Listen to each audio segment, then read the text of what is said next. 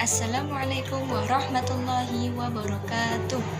Selamat pagi semuanya. Bagaimana kabarnya? Semoga kita tetap dalam keadaan sehat. Dan di masa pandemi ini kita tetap harus semangat belajar. Sebelum kita mulai pembelajaran hari ini, alangkah baiknya kita berdoa terlebih dahulu. Berdoa mulai. Berdoa selesai. Pada pertemuan hari ini, kita akan membahas materi pada bab teorema Pythagoras, yaitu menentukan panjang sisi segitiga siku-siku jika panjang sisi lainnya diketahui. Apa itu teorema Pythagoras? Mari perhatikan gambar di samping ini. Mungkin kalian sering melihat benda-benda seperti atap rumah dan lapangan sepak bola. Kalau kita melihat dengan teliti, kesemua benda tersebut membentuk bidang geometri. Apa itu? Ya betul, yaitu segitiga siku-siku. Ketika kita berbicara mengenai segitiga siku-siku, ada suatu rumusan yang bekerja khusus yang berbentuk segitiga siku-siku, yaitu teorema Pythagoras. Nah, bagaimana penggunaan teorema Pythagoras? Mari kita lanjutkan pembahasannya. Pada suatu segitiga siku-siku di gambar seperti ini, ada sisi A, B, dan C. Maka berlaku rumus C kuadrat sama dengan A kuadrat ditambah B kuadrat. Rumus tersebut merupakan bunyi dari teorema Pythagoras. Intinya, kita bisa menentukan panjang salah satu sisi segitiga siku-siku tanpa harus mengukurnya secara langsung. Yang penting, panjang kedua sisi yang lainnya itu telah diketahui. Keterangannya, sisi C adalah sisi yang berseberangan dengan sudut siku-siku atau disebut dengan hipotenusa. Sedangkan sisi A dan B adalah sisi yang menempel pada sudut siku-siku. Sebelumnya, Bu Guru mau bilang, sebenarnya kita tidak perlu menghafalkan huruf-huruf tersebut.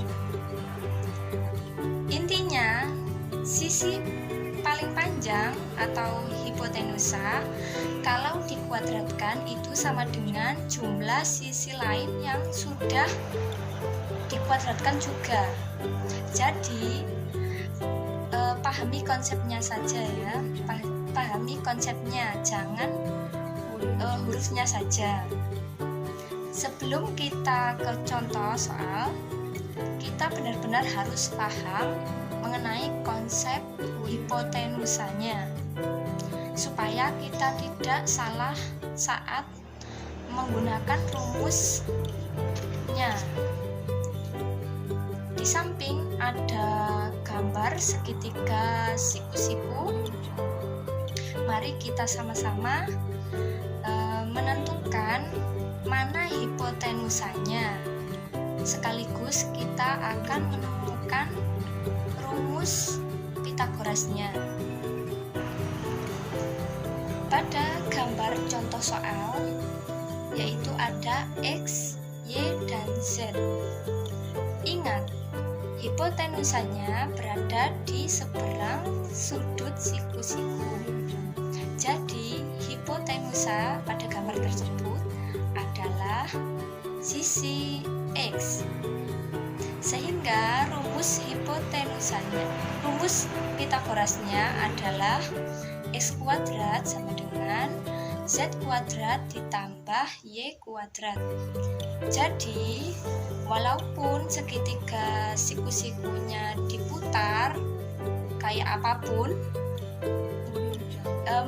kita jadi lebih paham bagaimana cara menentukan hipotenusanya. Selanjutnya contoh soal.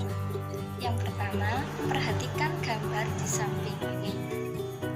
Diketahui ada panjang 12, ada Y dan 13. Ditanya adalah panjang Y-nya berapa? Oke, kita mencari hipotenusanya terlebih dahulu. Hipotenusa yaitu sisi yang berseberangan dengan sudut siku-siku. Jadi hipotenusa pada gambar tersebut adalah ya Y. Maka rumus Pitagorasnya yaitu Y kuadrat sama dengan 12 kuadrat ditambah 13 kuadrat. Y kuadrat sama dengan 144 ditambah 256. Y kuadrat sama dengan 400. Y sama dengan akar dari 400, yaitu Y sama dengan 20. Jadi panjangnya yaitu 20.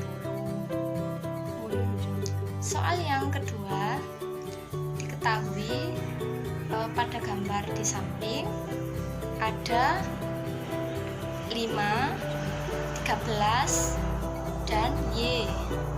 Maka kita cari hipotenusanya. Hipotenusa pada gambar tersebut adalah ya 13. Maka kita tulis rumus Pitagorasnya yaitu 13 kuadrat sama dengan 5 kuadrat ditambah Y kuadrat. Maka Y pindah menjadi Y kuadrat sama dengan 13 kuadrat dikurangi 5 kuadrat. Y kuadrat sama dengan 169 dikurangi 25. Y kuadrat sama dengan 144. Jadi Y sama dengan akar dari 144 berapa? Iya betul, Y sama dengan 12.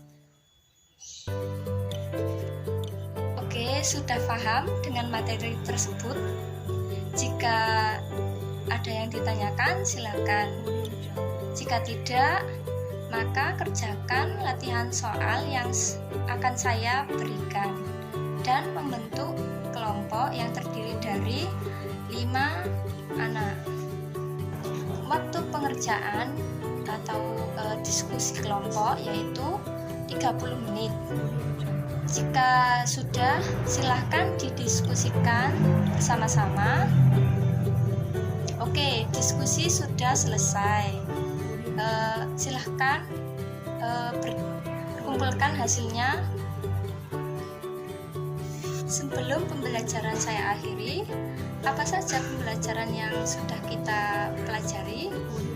Ya betul, hari ini kita telah belajar mengenai atau memahami konsep teorema Pitagoras, menentukan hipotenusa, dan menyusun ulang rumus Pitagoras jika dua sisi lain diketahui. Kemudian menentukan panjang salah satu sisi pada segitiga siku-siku. Oke, pertemuan selanjutnya kita akan mempelajari kebalikan dari teorema Pitagoras. Silahkan dipelajari di rumah ya. Oke, saya akhiri. Wassalamualaikum warahmatullahi wabarakatuh.